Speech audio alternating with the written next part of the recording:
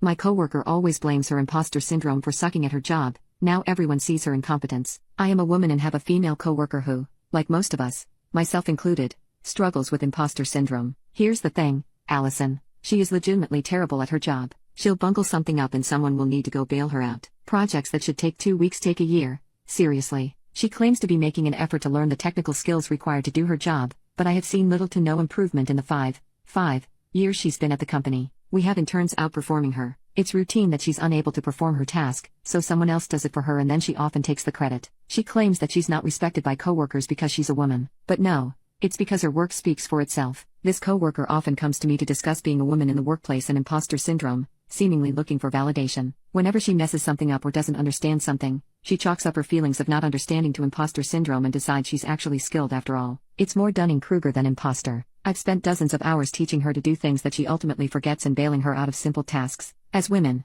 we're constantly reminded to build up other women in the workplace. I feel like she expects this of me. She often cries about imposter syndrome and then I feel bad and try to say some platitudes like, hey, you can learn how to do this to make her feel better. I feel uncomfortable when she cries to me at work and feel as if a boundary is being crossed. In addition to being part of her personal mentorship squad/cleanup crew, I feel emotionally manipulated. I don't know how to handle this. We share a manager who knows about her technical misgivings and how much of a resource drain she is, but he's, inexplicably to everyone who works with her, kept her employed here for 5 years, so I don't know what I'd even say to him. I find it unlikely that I'll be able to affect her employment situation, but how do I extricate myself from being who she looks to for validation? Any other tips on dealing with a person like this? Update.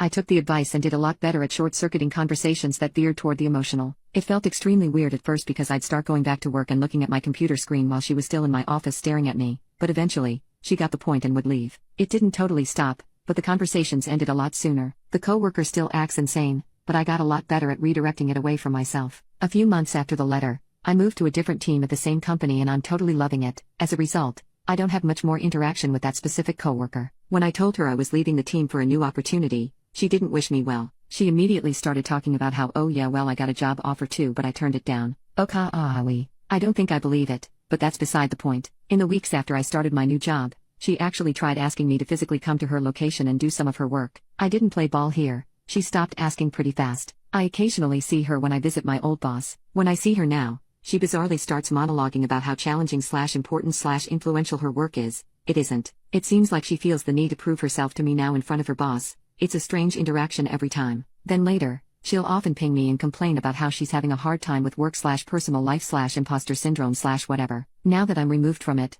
I totally see that her game is pretend to know what she's doing, and when someone figures out she doesn't play the woman card and make people, particularly people in power, feel bad for her instead of actually working to get better at her job. This trick seems to have had moderate success so far, even on myself. I put up with her nonsense for too long, but I suspect it will catch up with her eventually. There are rumors that her team is going to be disbanded or reorged or something. My old boss admitted that he's trying to help her build skills so she's actually employable by someone else after that happens.